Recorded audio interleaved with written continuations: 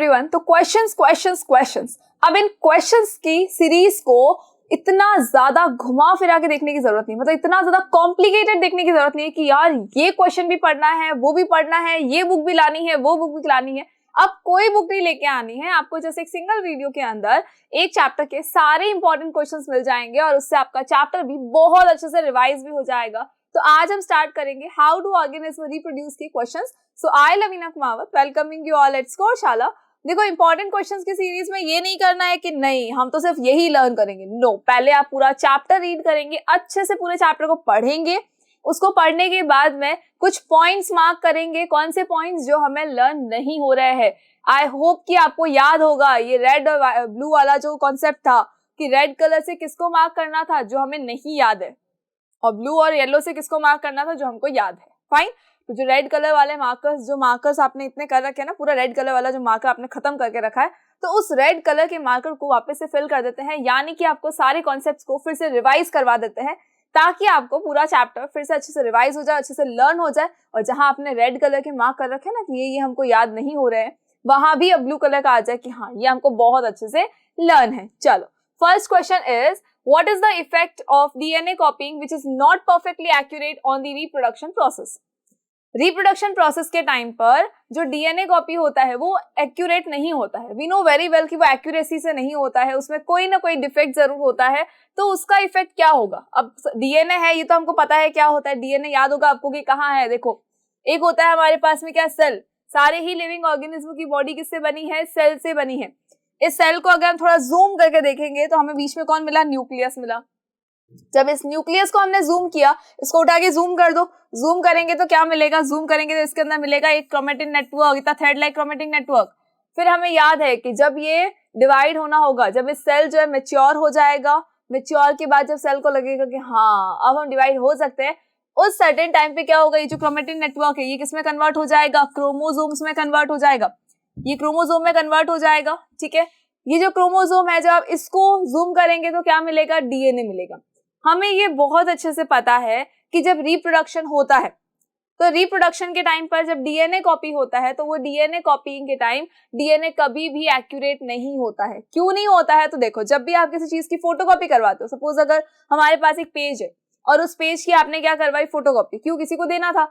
जो फोटोकॉपी और जो ओरिजिनल कॉपी है, जब उन दोनों को देखेंगे तो आपको देखते ही समझ में आ जाता है कि हाँ ये तो हमारी ओरिजिनल कॉपी है, ये फोटोकॉपी है। क्यों समझ में आया? बिकॉज उसके अंदर एक्यूरेसी नहीं थी, एग्जैक्ट सिमिलर वो नहीं हो पाया, कोई ना कोई उसके अंदर डिफेक्ट जरूर था।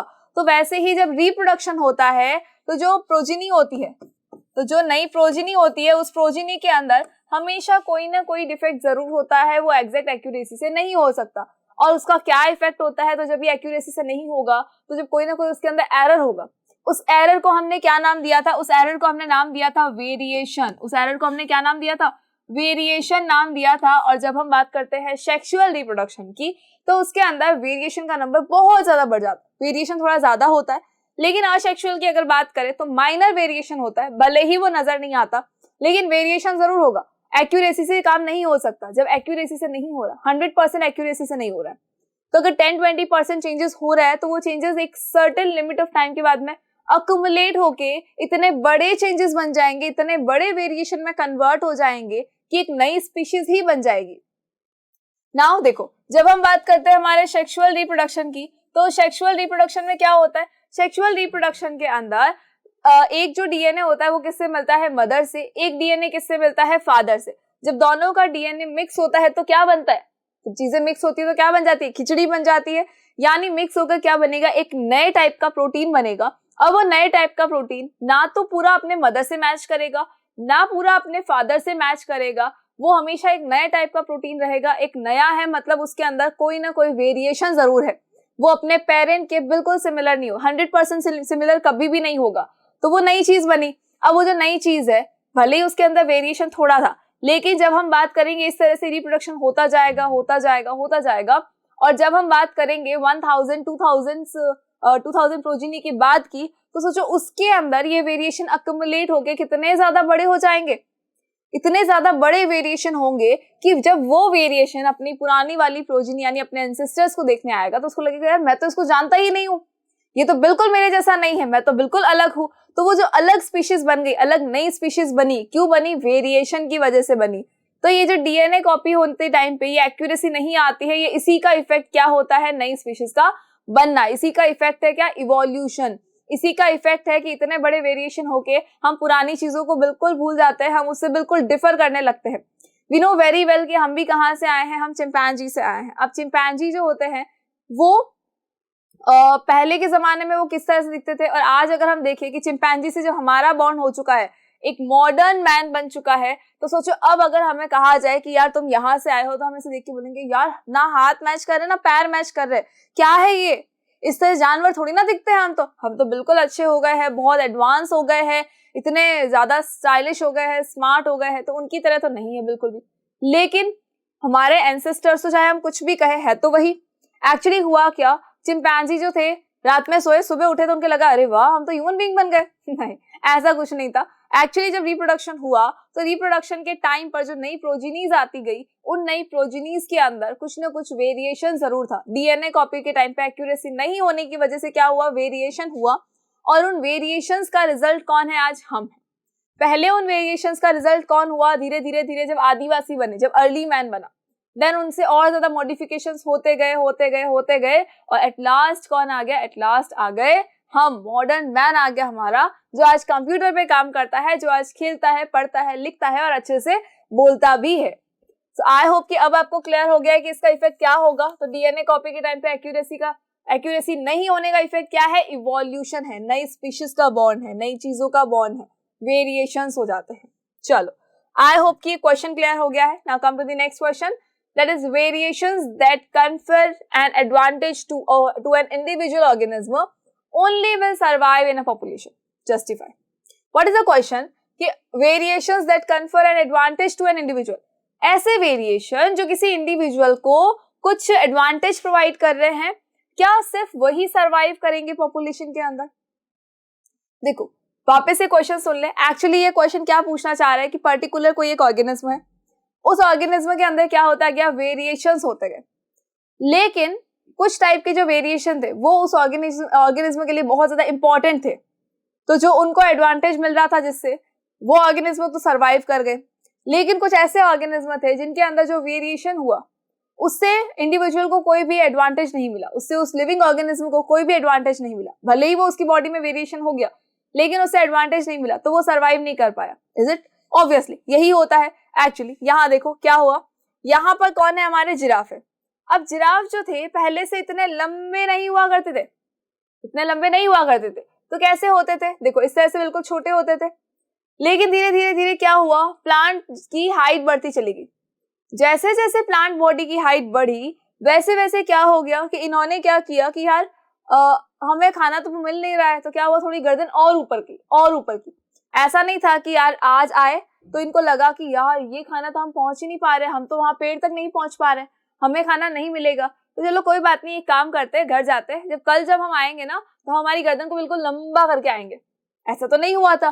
तो क्या हुआ था कि जैसे जैसे पेड़ लंबे होते गए वैसे वैसे जिराफ ने भी क्या किया? अपनी गर्दन को बार बार स्ट्रेच करना शुरू किया, इस तरह से लेने के लिए शुरू किया कि हाँ हमको ये खाना है ना, तो उन्होंने क्या किया? अपनी गर्दन को स्ट्रेच करना शुरू कर दिया।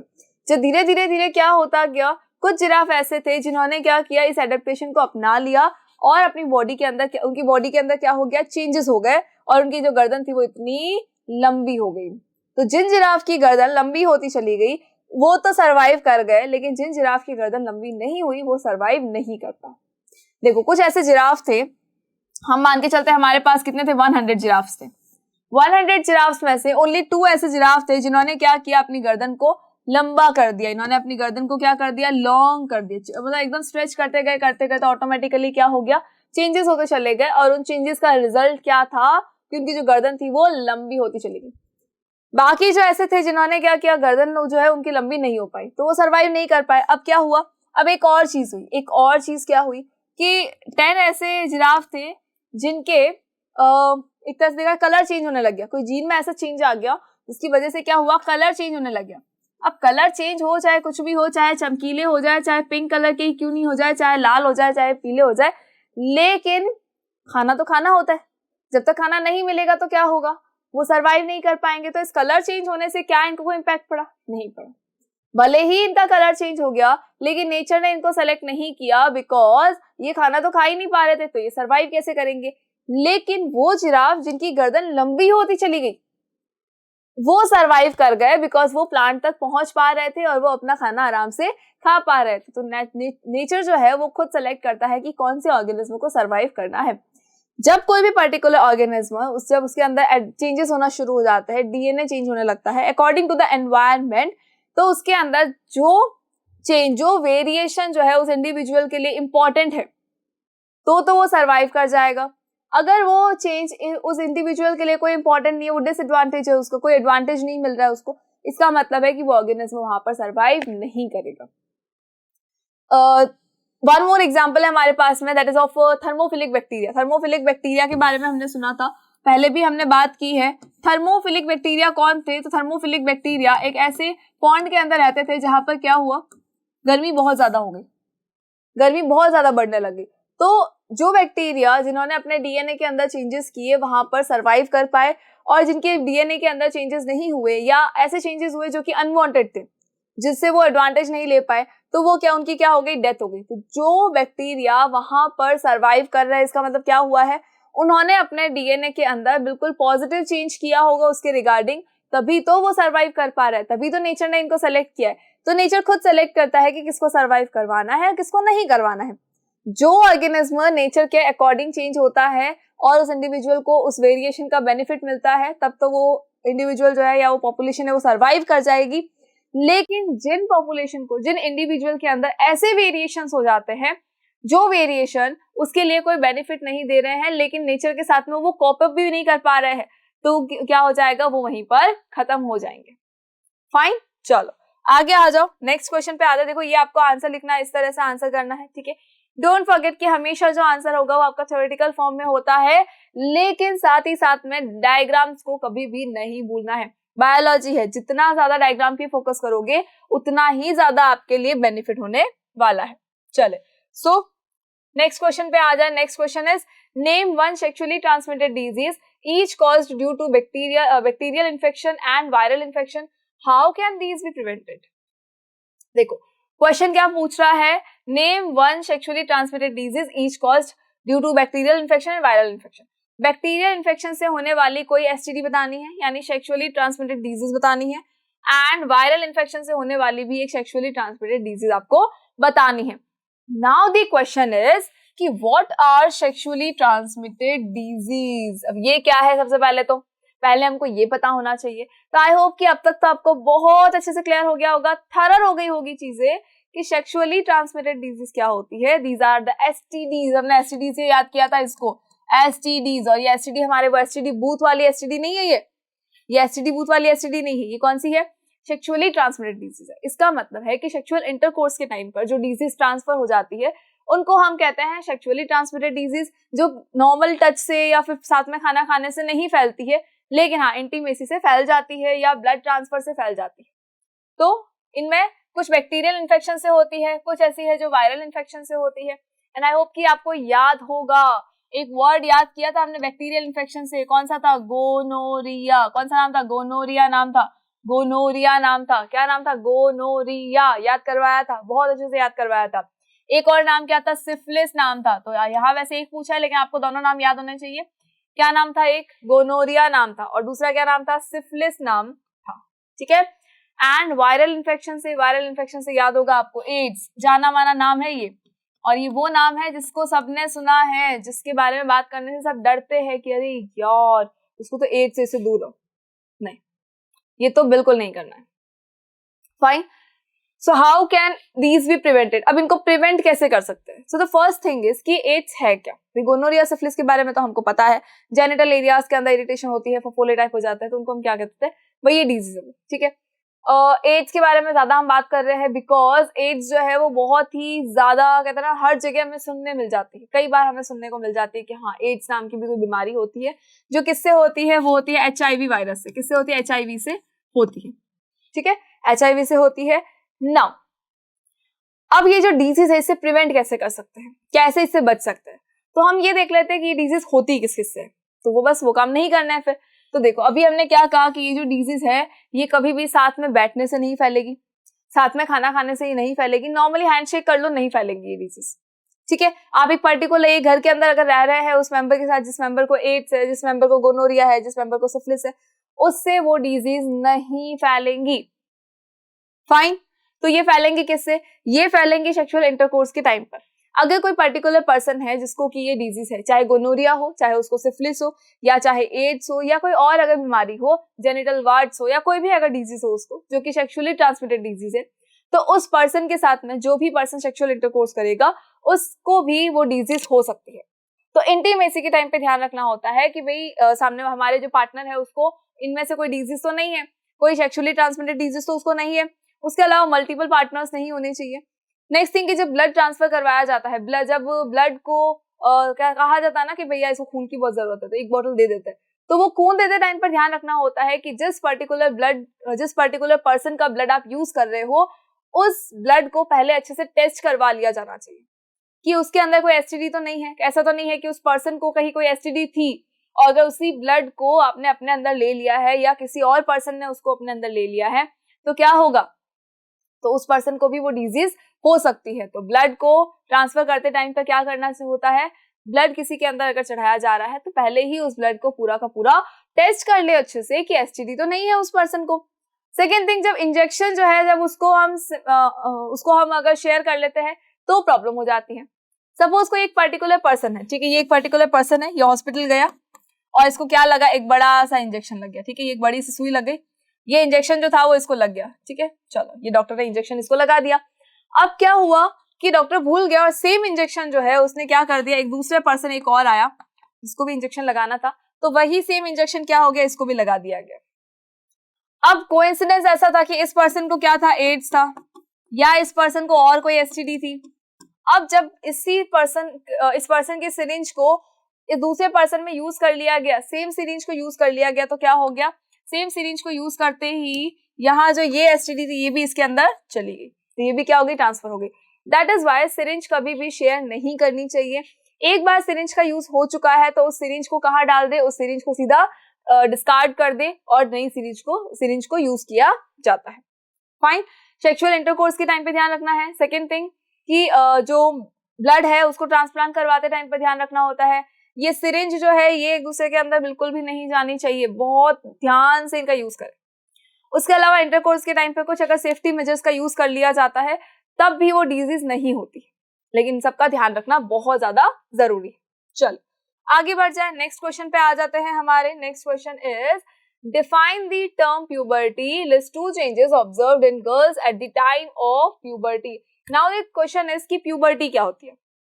तो देखो मैं हमेशा आपको यही बोलती हूँ that you are at the age of puberty, तो आपको बहुत अच्छे से पता होगा कि बॉडी में क्या क्या चेंजेस होते हैं। तो ये क्वेश्चन तो मुझे लगता है कि किसी का भी एग्जाम में गलत नहीं होना चाहिए। देखो प्यूबर्टी वो एज होती है जहां पर ह्यूमन बॉडी जो है वो रिप्रोडक्शन के लिए प्रिपेयर होना शुरू कर देती है, रिप्रोडक्टिव ऑर्गन्स जो है वो उनके मैच्योर होने लग जाते हैं, प्लस उनकी बॉडी के अंदर जो पर्टिकुलर हार्मोन्स होते हैं वो सिक्रेट होने लग जाते हैं, रिप्रोडक्टिव हार्मोन्स जो है वो सिक्रेट होने लग जाते हैं एंड बॉडी के अंदर कुछ चेंजेस आने लग जाते हैं जिससे पता चलता है, जिससे डिफरेंशिएशन होता है कि हाँ ये गर्ल है और ये बॉय है। फाइन। तो वो प्यूबर्टी की जो एज होती है वो बेसिकली 11 to 13 ईयर्स के लमसम होती है। अब उस एज में क्या होता है कि पर्टिकुलर बॉडी में, पर्टिकुलर ह्यूमन बॉडी चाहे वो मेल है और चाहे वो फीमेल है, दोनों के ही अंदर क्या होगा, पर्टिकुलर हार्मोन्स का सिक्रेशन शुरू हो जाता है, प्लस जो बॉडी है वो अपने रिप्रोडक्टिव ऑर्गन्स को मैच्योर करना शुरू कर देती है, वो रिप्रोडक्शन के लिए रेडी होना स्टार्ट हो जाती है। तो दोनों की ही बॉडी के अंदर, मेल और फीमेल दोनों की ही बॉडी के अंदर कुछ चेंजेस आने लग जाते हैं। नाउ देखो अब चेंजेस क्या हो जाते हैं, तो अगर हम बात करें सिर्फ गर्ल की बॉडी के अंदर या फीमेल की बॉडी के अंदर कौन सा हार्मोन सिक्रेट होता है, तो यहाँ हमने नाम देखा था oestrogen and progesterone hormone secrete होता है। एंड अगर बॉयज की बात कर ले तो वहाँ मेल बॉडी में कौन सा हार्मोन सिक्रेट होगा, टेस्टोस्टेरोन हार्मोन जो है वो सिक्रेट होता है, ठीक है। एंड इसमें मुझे नहीं लगता प्यूबर्टी में आपको कुछ एकदम याद करने की जरूरत है कि हाँ ये सारे जो है चेंजेस होते हैं, नहीं। अगर हम बात करें मेल बॉडी की तो उनके फेशियल हेयर आना शुरू हो जाएंगे, मुस्टाच दाढ़ी मूंछ आने लग जाएगी, चेस्ट एरिया जो है वो थोड़ा सा ब्रॉड होने लग जाएगा, उसके अलावा बॉडी का शेप धीरे धीरे चेंज होने लग जाता है, रिप्रोडक्टिव ऑर्गन्स जो है वो मेच्योर होना शुरू कर देते हैं, प्यूबिक हेयर आने लग जाते हैं, इजैकुलेशन होना शुरू हो जाता है, अंडर आर्म्स में हेयर आने लग जाते हैं, आर्मपिट्स में हेयर आ जाते हैं। उसके अलावा वॉइस जो है वो चेंज हो जाती है, वॉइस तो बहुत ज्यादा चेंज हो जाती है, लड़कों की एकदम वॉइस जो है भारी हो जाती है।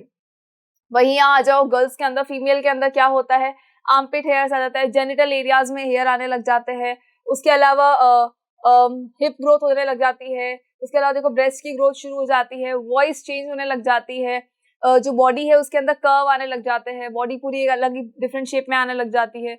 उसके अलावा देखें तो मेंस्ट्रुएशन भी स्टार्ट हो जाता है। 11 to 13 ईयर्स में क्या होता है, मेंस्ट्रुएशन भी स्टार्ट हो जाता है गर्ल्स का। तो यही एज क्या होती है, प्यूबर्टी की एज होती है। ठीक है, एंड आई होप कि ये सारी चीज आपको लर्न है, इसमें कोई रटने वाली चीज नहीं है, ये हम ऑलरेडी चीज जो है ये फेस कर रहे हैं। नाउ देखो ये हमारे आंसर्स हो गए।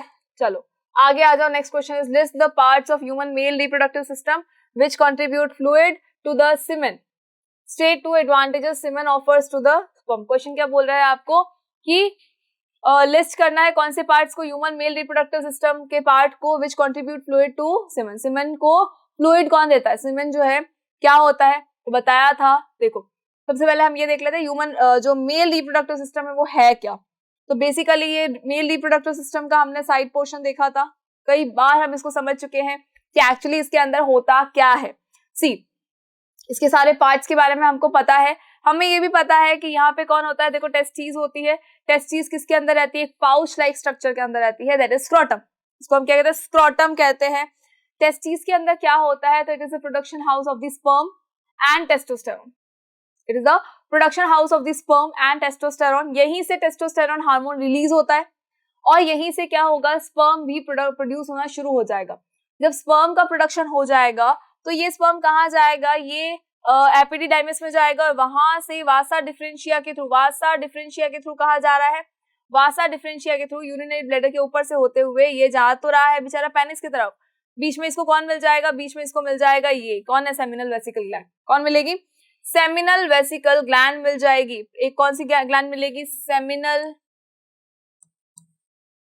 वेसिकल ग्लैंड मिल जाएगी। उसके अलावा एक और ग्लैंड मिलेगी, एक और ग्लैंड कौन सी मिलेगी, प्रोस्टेट ग्लैंड मिलेगी। कौन सी ग्लैंड मिलेगी, प्रोस्टेट ग्लैंड मिल जाएगी। ठीक है, प्रोस्टेट ग्लैंड मिली। तो देखो दो पार्ट हो गए, कौन कौन से पार्ट है, seminal vesicle gland and prostate gland, ये दो ग्लैंड्स इनको मिल जाएगी। अब जो वासा डिफरेंशिया से कौन जा रहा था, स्पर्म जा रहा था, उसको कौन मिल गया बीच में, ये दो ग्लैंड्स मिल गई।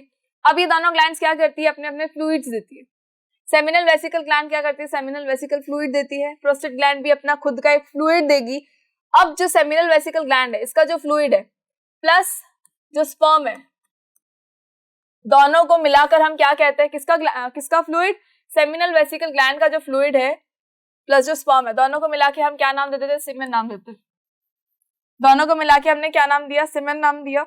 इसी के अंदर प्रोस्टेट ग्लैंड का भी फ्लूइड आके मिक्स हो जाता है और एक्चुअली ये फ्लूइड्स क्या काम करते हैं, तो ये स्पर्म को मोटिलिटी प्रोवाइड करते हैं और ये स्पर्म को नरिश करने में भी हेल्प करते हैं। भाई स्पर्म है, अब है तो लिविंग ऑर्गेनिज्म का ही पार्ट, इसको भी फूड चाहिए होगा, कहाँ से आएगा, इसके न्यूट्रिएंट्स कहाँ से मिलेंगे, तो इन दोनों फ्लूइड से मिलेंगे, सेमिनल वेसिकल ग्लैंड के फ्लूइड से मिलेंगे और प्रोस्टेट ग्लैंड के फ्लूइड से भी मिलेंगे। तो ये उनको नरिश करने का काम कर रहे हैं, प्लस ये उसको मोटिलिटी प्रोवाइड कर रहे हैं। भाई जो स्पर्म है उसका काम क्या, आगे भागना है, जाना है उसको, तो जो मोटिलिटी प्रोवाइड करने वाला काम कौन करेगा, ये दोनों फ्लूइड्स करेंगे।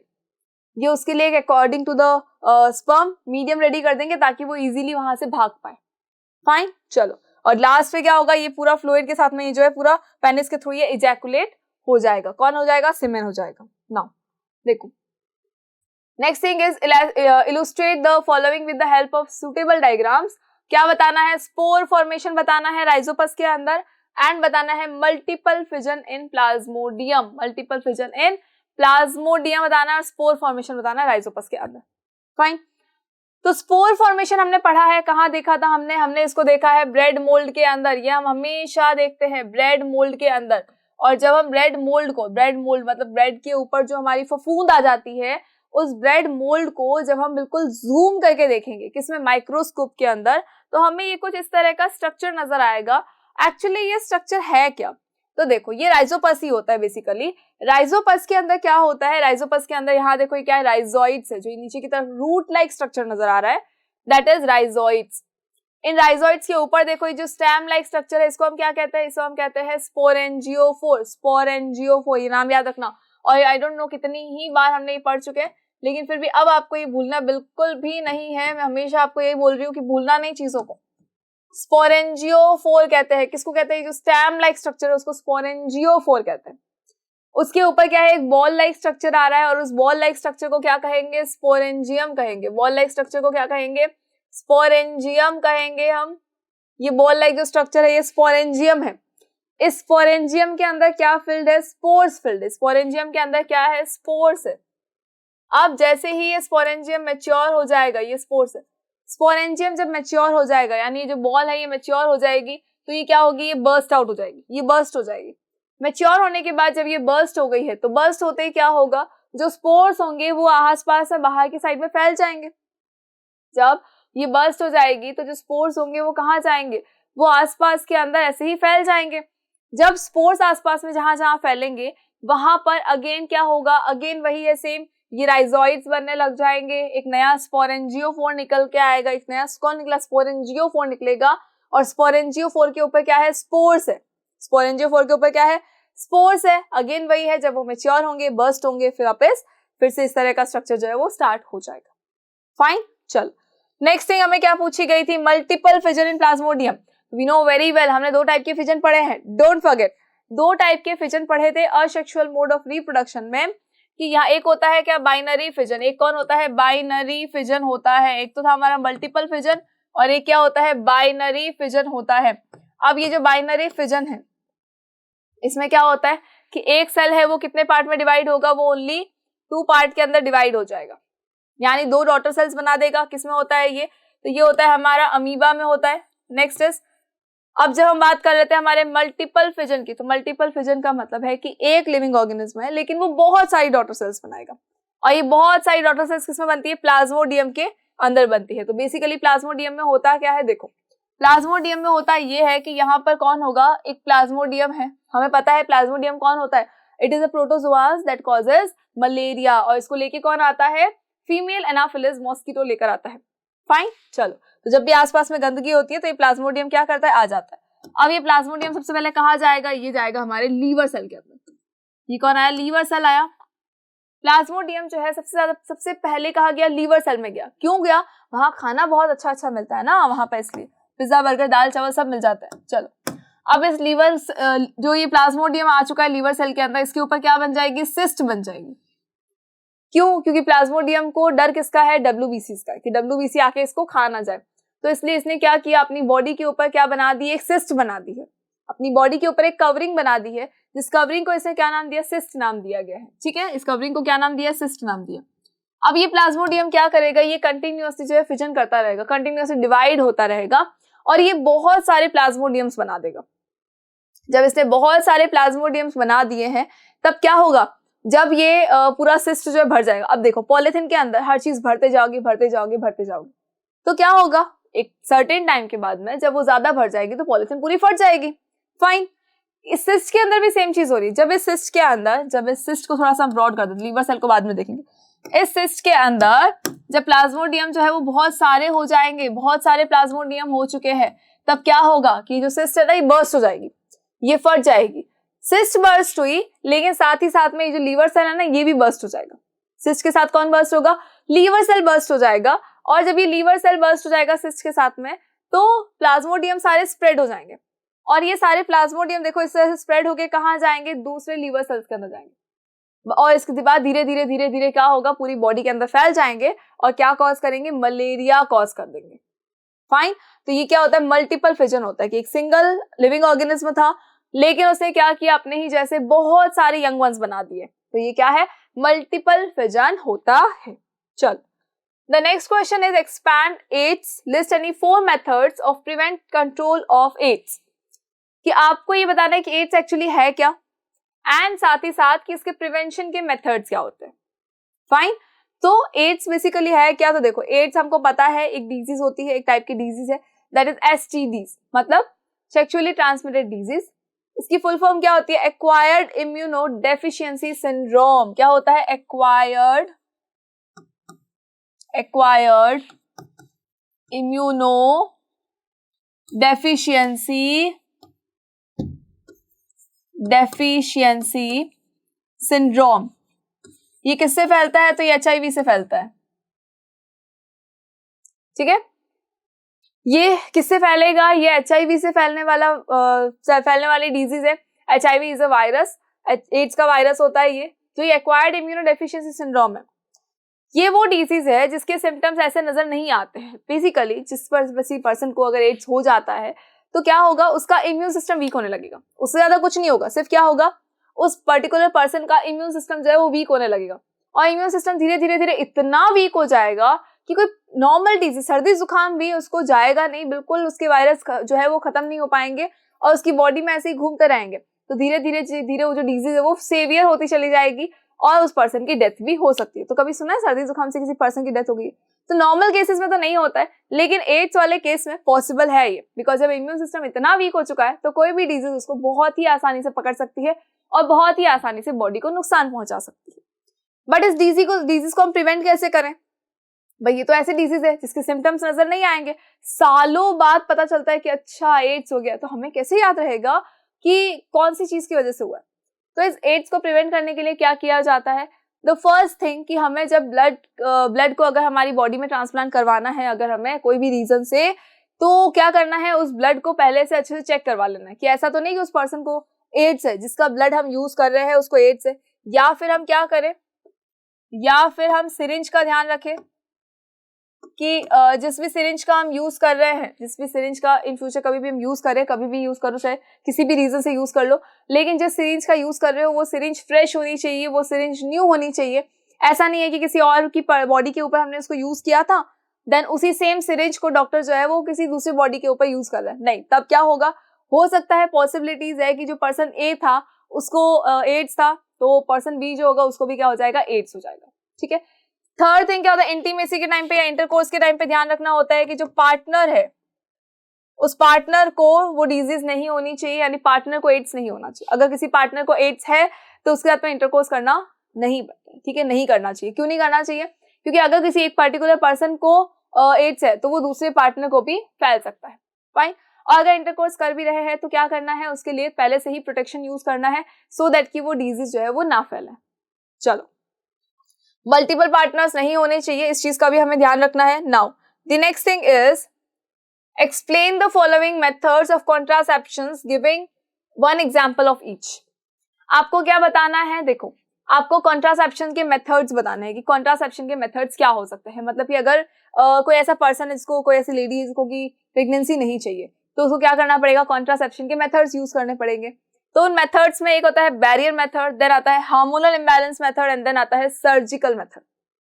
अब इन तीनों मेथड में से किसी भी मेथड को यूटिलाइज किया जा सकता है, यूज किया जा सकता है। एक्चुअली बैरियर मेथड में क्या होता है वैसे, तो जो बैरियर मेथड है, बैरियर मेथड का मतलब होता है कि एक ऐसा बैरियर बीच के अंदर लगा दिया जाए कि इंटरकोर्स के टाइम पर जब स्पर्म और एग को फ्यूज होना हो तो उस टाइम पर वो स्पर्म और जो एग है वो दोनों मिल ही नहीं पाए, यानी कि जो स्पर्म है वो फीमेल बॉडी के अंदर जा ही नहीं पाए। ये जो है ये फीमेल बॉडी के अंदर जा ही ना पाए, तो फीमेल बॉडी के अंदर जब ये स्पर्म जाएगा ही नहीं तो क्या नहीं होगा, एग से मीटिंग भी नहीं होगी। और जब एग से मीटिंग नहीं होगी तो डेफिनेट सी बात है कि जब एग से मीटिंग ही नहीं हुई तो फ्यूज कैसे होगा, फ्यूजन नहीं होगा तो फर्टिलाइजेशन नहीं, और फर्टिलाइजेशन नहीं होगा तो उसके बाद बेबी भी नहीं बन सकता। ठीक है, तो प्रेगनेंसी भी नहीं हो सकती। तो यहाँ पर क्या किया जाता है, कुछ बैरियर्स यूज किए जाते हैं। कप टी भी यूज कर सकते हैं हम, या फिर कॉन्डोम भी यूज किया जा सकता है सो दैट कि स्पर्म और एग का जो है वो फ्यूजन ना हो। Next thing is hormonal imbalance है। हार्मोनल इम्बैलेंस मेथड क्या हो सकता है, तो anyone can take some pills, contraceptive pills आती है मार्केट के अंदर, तो कोई भी फीमेल जो है वो उसको यूटिलाइज कर सकती है, उसका यूज कर सकती है सो दैट कि प्रेगनेंसी ना हो। अगर बेसिकली होता ये है उन पिल्स की वजह से कि जब पिल्स दी जाती है किसी फीमेल बॉडी के अंदर, वो पिल्स जाती है तो वो क्या करेगी, उन फीमेल बॉडी के हार्मोन्स को इम्बैलेंस कर देगी। तो जब फीमेल बॉडी के हार्मोन्स जब है इम्बैलेंस हो जाएंगे तो हो सकता है कि एग जो है वो रिलीज ही ना हो, ओवरी जो है वो एग को रिलीज ही ना करे, और जब एग रिलीज ही नहीं होगा तो स्पर्म वाली कहीं भी आ जाए लेकिन उसको एग मिलेगा ही नहीं, और जब एग मिलेगा ही नहीं तो फ्यूजन नहीं होगा, फर्टिलाइजेशन भी नहीं होगा। Next thing is surgical method. Surgical method क्या होता है, तो सर्जिकल मेथड जो होता है वो एक तरह का ऐसा मेथड जिसके अंदर सर्जरी करवाकर पर्टिकुलरली रिप्रोडक्टिव ऑर्गन को क्लोज कर दिया जाता है कि जहां से अब क्या होगा, स्पर्म बाहर नहीं आएगा या फिर एग बाहर नहीं आ सकता। होता कैसे है ये, तो ये दोनों के अंदर हो सकता है, यानी फीमेल और मेल दोनों ही बॉडी के अंदर ये पॉसिबल है। एक्चुअली अगर हम मेल बॉडी की बात कर ले तो मेल बॉडी के अंदर क्या होता है, मेल बॉडी के अंदर जो वासा डिफरेंशिया होता है, मेल बॉडी के अंदर जो वासा डिफरेंशिया होता है, जहां से स्पर्म जो है आ रहा है, अभी जहां से कौन आ रहा है, स्पर्म अभी आ रहा है, कहाँ आ रहा है, वो पेनिस की तरफ जा रहा है। तो वासा डिफरेंशिया को क्या किया जाता है, इस वासा डिफरेंशिया को कट करके टाई कर दिया जाता है। वासा डिफरेंशिया को देखो क्या किया, कट किया एंड फोल्ड करके टाई कर दिया। अब क्या होगा, यहां से स्पर्म बाहर तो आएगा, लेकिन ये जो स्पर्म यहाँ पर आया है ये इसके आगे नहीं जा पाएगा, और जब ये इसके आगे नहीं जाएगा तो इजैकुलेशन नहीं होगा, और इजैकुलेशन नहीं होगा तो ये फीमेल बॉडी के अंदर एंटर नहीं हो पाएगा। फाइन, इस प्रोसेस को हम क्या बोलते हैं, इस प्रोसेस को हम कहते हैं वासेक्टोमी। इस प्रोसेस को क्या कहते हैं, वासेक्टोमी कहा जाता है। और ये वासेक्टोमी किस में होता है, ये मेल बॉडी के अंदर होता है। कब होता है ये, जब उनको आगे प्रेगनेंसी नहीं चाहिए होती है या उनको अगर बेबी नहीं चाहिए तो क्या होगा, वो क्या करेंगे, वासा डिफरेंशिया को कट कर या वासेक्टोमी करवाएंगे। वासेक्टोमी के अंदर क्या होता है, वासा डिफरेंशिया को कट किया जाएगा एंड कट करके टाई कर दिया जाएगा। Getting my point. चलो नेक्स्ट थिंग इज कि नेक्स्ट थिंग क्या होती है, अगर फीमेल बॉडी है सपोज, तो फीमेल बॉडी के अंदर क्या होगा, बेसिकली फीमेल बॉडी के अंदर होगी ट्यूबेक्टोमी। वासा डिफरेंशिया वाला किसमें हुआ, मेल में हो रहा है। नेक्स्ट फीमेल बॉडी की अगर हम बात करें तो वहां पे क्या होगा, ट्यूबेक्टोमी होगी। अब जो ये ट्यूबेक्टोमी है, इस ट्यूबेक्टोमी में क्या होता है, जो ट्यूब्स होती है उन ट्यूब्स को क्या कर दिया जाता है, अगेन वही कट करके वहां से क्लोज कर दिया जाएगा। तो कौन सी ट्यूब्स, तो फीमेल बॉडी के अंदर होती है फेलोपियन ट्यूब्स। ओवरी के पास में क्या होती है, ये जो ओवरी से आने वाली का ये फेलोपियन ट्यूब्स है। तो ये जो फेलोपियन ट्यूब है, इन फेलोपियन ट्यूब को कट करके क्या कर दिया जाएगा, टाई कर दिया जाएगा। कट एंड टाई होगा वहां पे, देखो कट करें और टाई कर देंगे। अब इससे होगा क्या, इससे ये होगा कि यहाँ से जो एग रिलीज होगा वो एग यहाँ तक जाएगा लेकिन आगे नहीं जा पाएगा। एंड सेकेंड थिंग कि जो स्पर्म अगर आ जाएगा तो वो यहीं तक रुक जाएगा, दोनों का फ्यूजन नहीं होगा। और जब दोनों का फ्यूजन नहीं होगा तो फर्टिलाइजेशन नहीं होगा, तो फर्टिलाइजेशन नहीं होगा तो बेबी भी प्रोड्यूस नहीं हो पाएगा। फाइन, चलो आई होप कि ये क्लियर हो गया है। तीनों मेथड्स आपको क्लियर हो गए होंगे कि क्या क्या होते हैं। चले आगे बढ़ते हैं। सी इस तरह से आप आंसर लिख सकते हो, सर्विकल कैप्स आते हैं, बैरियर मेथड के लिए कॉन्डोम्स आ जाता है, डायफ्राम्स आते हैं।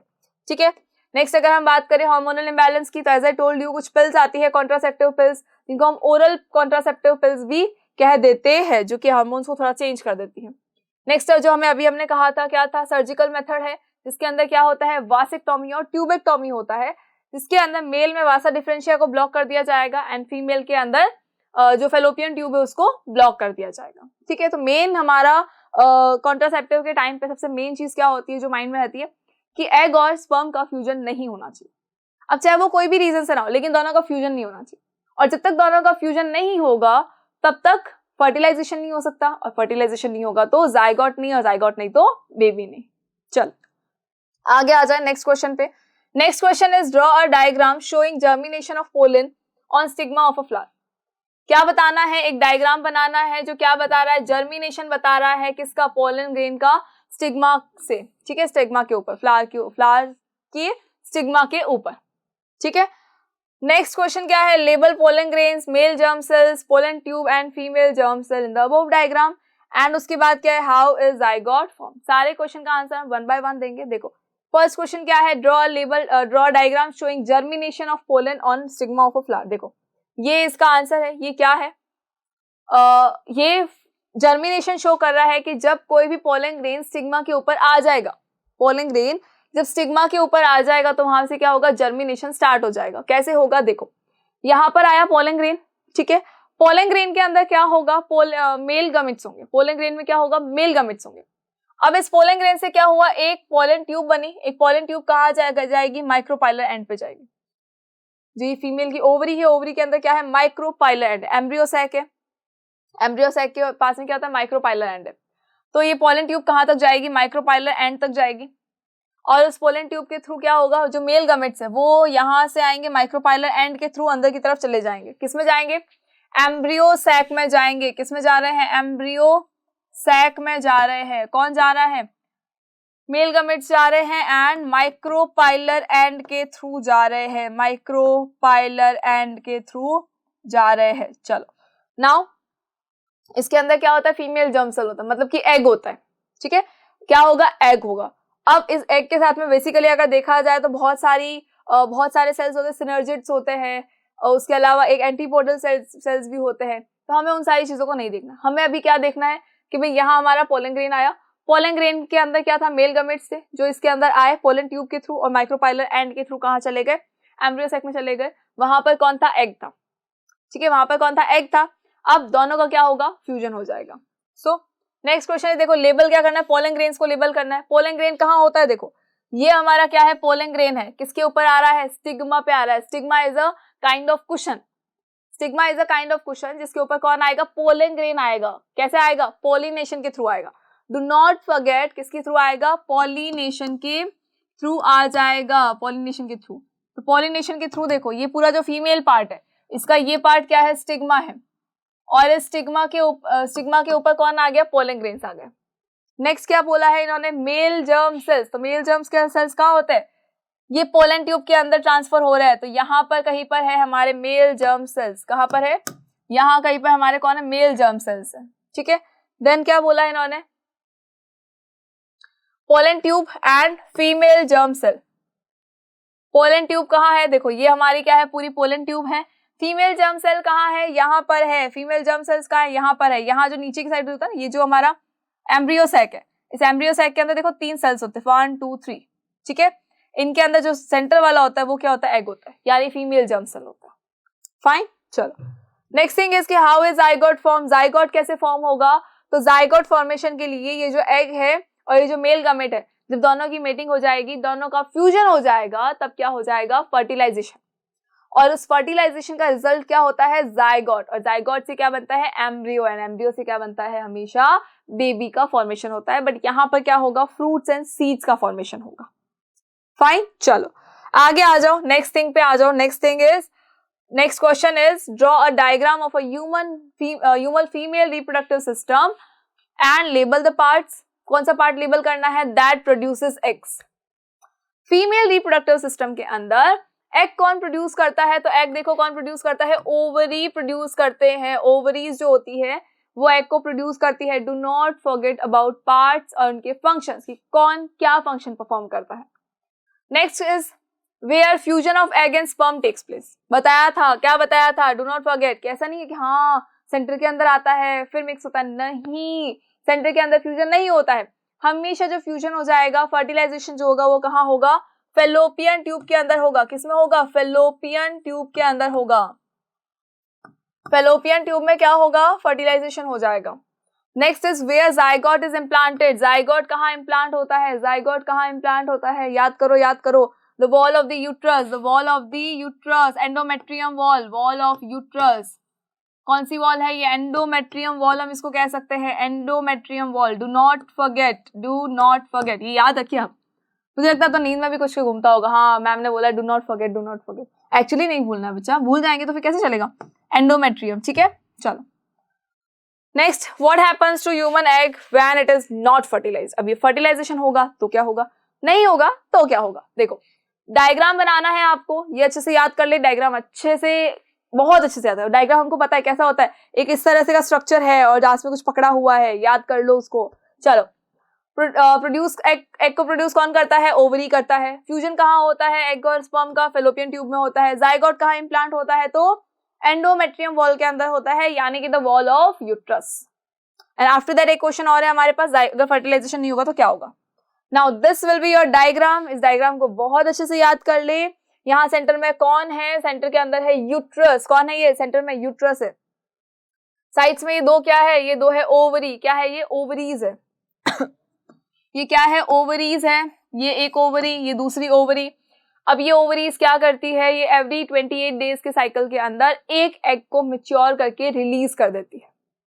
फाइन, क्या किया इन्होंने, एक एग को रिलीज कर दिया मैच्योर करके। अब दोनों लड़ती नहीं है कि यार इस बार तेरी बारी नहीं है, इस बार मेरी बारी है, ये वो ऐसे लड़ती नहीं है। ना ही हम सबकी तरह मैं करते हैं, अरे मैं अरे मैं जाऊंगा। वो सीन यहाँ पर नहीं होता है, ये सिर्फ हमारे क्लासरूम्स में होता है। यहाँ पर क्या होगा, दोनों की म्यूचुअल अंडरस्टैंडिंग है। अगर फर्स्ट मंथ में इस ओवरी ने रिलीज किया है एग, तो ये सेकंड मंथ में ये ओवरी रिलीज करेगी एग। 3rd मंथ में अगेन कौन करेगा, ये ओवरी रिलीज करेगी एंड 4th मंथ में अगेन इस ओवरी की टर्न आ जाएगी। तो ये 1 by 1 क्या करती है, एवरी 28 डेज के साइकिल के अंदर एक एक एग को रिलीज कर देती है, एक एक ओवा को ही रिलीज कर देती है। ओवा वर्ड आ जाए, एग वर्ड आ जाए, दोनों में कंफ्यूज नहीं होना है, बोथ आर सेम। फाइन, यहां से इन्होंने एग को रिलीज किया तो वो एग कहा जाएगा, वो एग जाएगा इस फेलोपियन ट्यूब के अंदर। ये फेलोपियन ट्यूब है, it is the fallopian tube. ये कौन सी ट्यूब है, फेलोपियन ट्यूब है। इस फेलोपियन ट्यूब के अंदर जब यहाँ पर एग है, यहाँ पर जब एग है फेलोपियन ट्यूब में आ गया, अगर यहाँ पर स्पर्म आके मिल जाता है, अगर यहाँ पर एक स्पर्म आकर मिल जाता है, तब तो क्या हो जाएगा, फर्टिलाइजेशन हो जाएगा, दोनों का फ्यूजन हो जाएगा, फर्टिलाइजेशन हो जाएगा। और उस फर्टिलाइजेशन से क्या बनेगा, जायगोट बनेगा। कहाँ बनेगा, यहीं पे बन जाएगा। अगर एग प्लस स्पर्म मिल गया तो क्या हुआ, फर्टिलाइजेशन हुआ। एंड इस फर्टिलाइजेशन का रिजल्ट क्या है, जायगोट है। इस फर्टिलाइजेशन का रिजल्ट क्या है, जायगोट है। एंड जायगोट जब इसके अंदर आ जाएगा, जायगोट बन गया, जायगोट बनने के बाद कहाँ आ जाएगा, वो जायगोट आएगा यहाँ पर यूट्रस के अंदर आ जाएगा। And uterus will be very happy to see it. Uterus ने ऑलरेडी बहुत प्रिपरेशन करी है इसके लिए। क्या प्रिपरेशन होती है, तो एवरी मंथ जब एग को आना होता है तो यूट्रस ये मान के चलता है कि फर्टिलाइजेशन होगा। यूट्रस को नहीं पता है ना, ये बेचारा बच्चा अभी, तो इसको नहीं पता है कि भी फर्टिलाइजेशन होगा या नहीं होगा, तो ये मान के चलता है कि हाँ फर्टिलाइजेशन तो 100% होगा। तो ये क्या करता है, जैसे हम छोटे बेबी के लिए क्या करते हैं, बहुत सॉफ्ट सॉफ्ट से बेड्स बनाते हैं ना, वैसे ही यूट्रस क्या कर रहा है, देखो इसकी वॉल बहुत थिक हो गई है, तो इसने ये क्या कह रहा है, ये यूट्रस की वॉल क्या करेगी, यूट्रस की जो वॉल है ये थिक हो जाएगी। ये देखो ये थिक हो चुकी है, ठीक है, ये एंडोमेट्रियम वॉल है। ये जो वॉल है यूट्रस की लाइनिंग, इसको हम कहते हैं एंडोमेट्रियम कहते हैं। और ये वॉल क्या हो गई, देखो कितनी थिक हो गई है, यहाँ पर ब्लड सप्लाई बढ़ जाती है। एवरी मंथ जब एग को रिलीज होना होता है, उस सर्टेन पीरियड ऑफ टाइम में क्या होता है, यहाँ पर ये जो वॉल है ये बहुत मोटी हो जाती है, बहुत थिक हो जाती है और ये बहुत सॉफ्ट हो जाती है। यहाँ पर ब्लड सप्लाई जो है बहुत ही ज्यादा बढ़ जाती है। क्यों, क्योंकि उनको पता है कि फर्टिलाइजेशन होगा। ये हमेशा सोच के बैठती है फर्टिलाइजेशन होगा। तो जब यहाँ पर जायगोट जो है वो आएगा, फर्टिलाइजेशन के बाद जब जायगोट यहाँ पर आएगा तो जायगोट क्या होगा, यहाँ यूट्रस की वॉल के अंदर यहाँ पर इम्प्लांट हो जाएगा। यूट्रस की वॉल के ऊपर यहाँ क्या हो जाएगा, इम्प्लांट हो जाएगा। ये कौन है, अभी ये जायगोट है, ठीक है, जो यहाँ पर इम्प्लांट हो चुका है। इम्प्लांटेशन के बाद क्या होता है, फिर एम्ब्रियो बनता है और एम्ब्रियो के बाद में कौन बनता है, बेबी बनता है।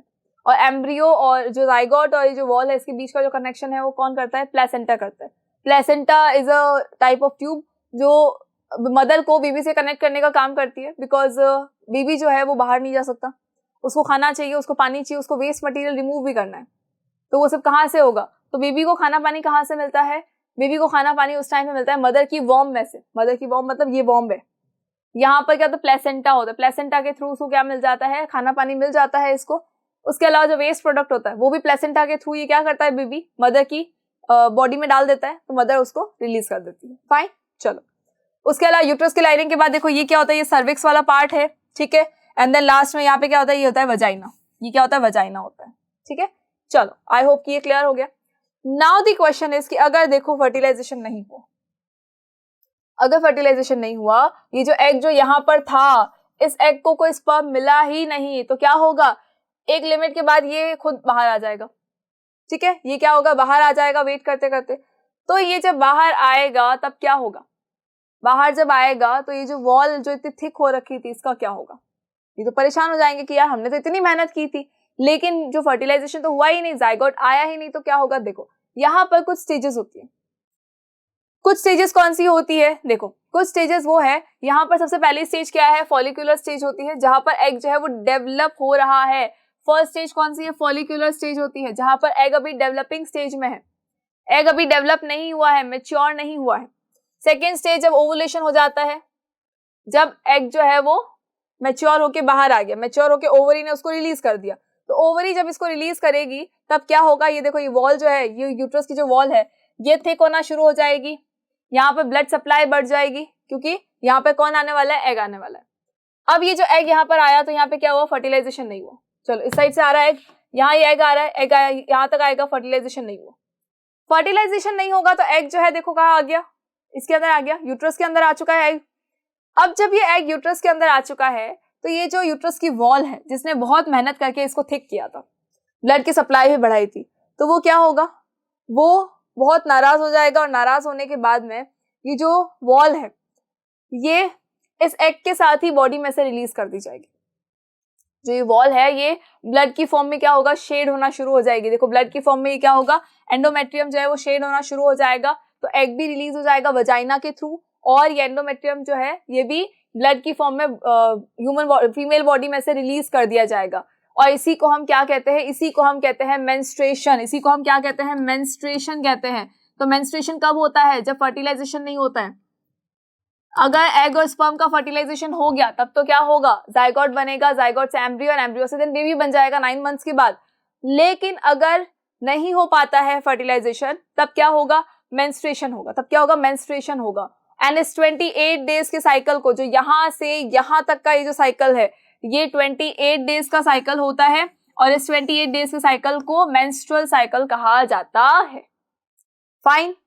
तो जो हम कहते हैं ना कि गर्ल्स इस टाइम पे इम्प्योर हो जाती है, मेंस्ट्रुअल पीरियड के टाइम पे इम्प्योर हो जाती है, तो वो इम्प्योर नहीं होती है। इवन उसकी बॉडी जो है वो प्रिपेयर है ऑलरेडी फर्टिलाइजेशन के लिए, लेकिन फर्टिलाइजेशन नहीं हुआ, प्रेगनेंसी नहीं हो पाती है, तो उस सर्टेन टाइम पर एंडोमेट्रियम शेड होना शुरू हो जाती है। That's it. उनकी बॉडी में से जो ये एक्स्ट्रा जो ब्लड है वो रिलीज होता है और कुछ नहीं होता है। तो उसको हम क्या कहते हैं, मेंस्ट्रुएशन कहते हैं। ये मेंस्ट्रुअल साइकिल होता है पूरे 28 डेज का। एंड ये जो शेड होने का, ये जो ब्लड को शेड करने का ये जो प्रोसेस है, जो वजाइना से ब्लड बाहर आता है, ये 6 to 7 डेज तक में रिलीज हो जाता है। चले नाउ ये आपको आंसर आप इस तरह से लिख सकते हैं। आई होप कि आपको ये क्वेश्चन क्लियर हो गया होगा।